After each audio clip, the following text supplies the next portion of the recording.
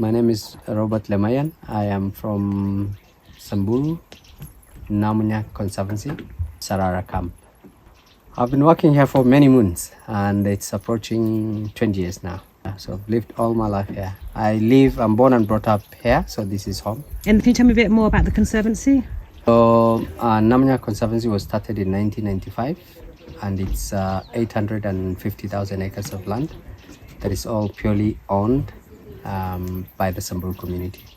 It was started as a result of poaching within this area. This camp has been really a big blessing to the community, to the Namunyak people, to the Samburu people. As a result of building this lodge, we've got revenue from the lodge here. Our kids can go to school through bursaries that are from the revenue from here.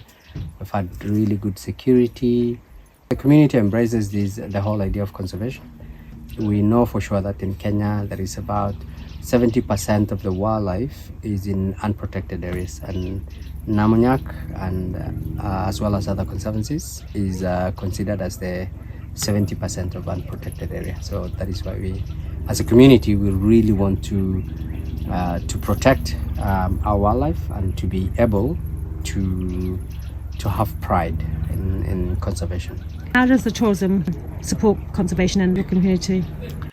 Tourism supports community and obviously conservation on rangelands in a very special way.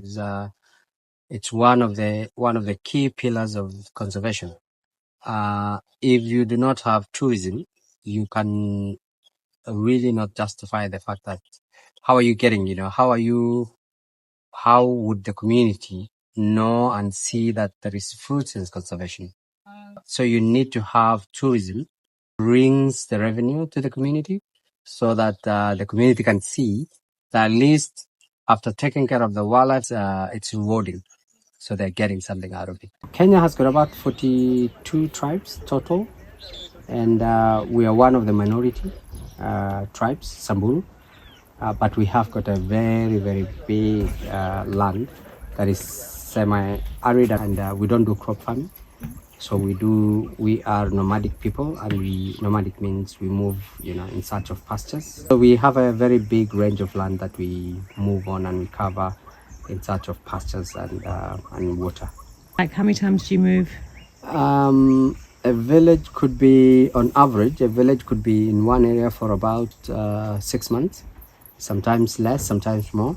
Could be more if, for example, you are within an area and you are there for maybe a month or two, and then it starts raining. So you don't have a reason to really move because you're obviously moving in search of pastures, and now there is rain. So you'll obviously have water, you'll have green grass, so there's no need for you to move. It could be less than 6 months. If, for example, you come into an area, it has already been overgrazed, then you don't have to stay there. And maybe there's an outbreak of disease, maybe there is ticks. And also we as a tribe, we are very, very superstitious about death. So when there is, for example, if someone dies in a village, elderly people are buried within the village and young people are not, so they are left out in the wild. And then within a month we have to move out of that area because we think that the spirits of that person will come back within that area, and we try to move out of that area as quickly as possible. The Samburu people, we are from a Jewish origin. So we are one of the lost tribes of Israel. And, we've came down along the River Nile, and that is why the reason why we are called Nilotic speakers. And we came and settled further north of here into the Ndotos. That's many years ago. And we've managed to keep and practice the Passover as it is in the Bible. We've managed to keep circumcision. We've moved it a little bit from 8 days to about 13, 14. And in Jewish, in Jewish life, and that is when you around 13, that is bar mitzvah, and that is when you become a man. So instead of 8 days, we moved it to 13. And when our boys go through initiation, as in circumcision, that is when they are considered men. Some of them younger than that, some of them older. Yeah. So we have a warrior generation of about 12 years, and within those 12 years, no one else is allowed to be circumcised. So during that time, if you are maybe around 5 years old, you'd obviously miss out on that generation's circumcision. Yeah. So you have to wait for about 12 to 15 years.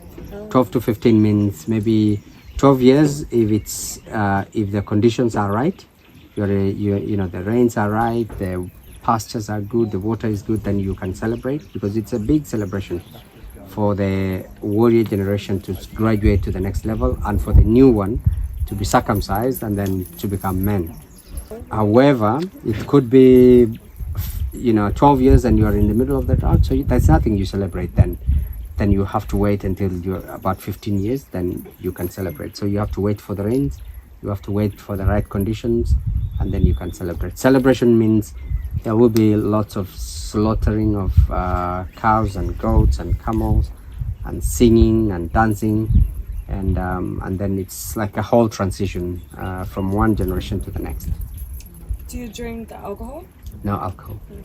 Alcohol is only allowed for the elders and young men, no? And we only use the local liquor called Muratina. Is it strong? It's made out of a sausage tree, Kigelia africana, and we use the sausage. You know, we use the sausages, and those are the fermenting agents for the local liquor. We use also aloes to give that hard liquor taste, and we use also lots of honey. So you chop the sausages into small pieces from the tree, the sausage tree, and then you put it into water. You put some aloes, and you also put lots of honey and ferment it for a few days. It could be a week, and then you drink it. It will still be very it will still be very sweet, but it, you know, after some time, you know, you feel nice. Can you tell me how you coexist with the wildlife in the area if you come into contact with it? We know how to live, you know, for all our lives. We are born and brought up in the same ecosystem where there is wildlife and they roam around. Over time, we've learned that an animal can never attack unless being provoked. And also we know that there is two zones in life, obviously also for humans, but mostly for wildlife. There is the flight zone, which everyone would want to take. So when you are within the flight zone of any animal, they will always walk away from you, turn around and walk away. And so you try always to stay within the flight zone. You know for sure that as soon as you are within the fight zone, which is the second zone in life, even a tiny little bird cannot turn around. They'll fight for you going forward. So you really don't want to be within the fight zone. That is the bottom line. That is the basic knowledge that we have. And also when you're in the wild, you must have all your senses on.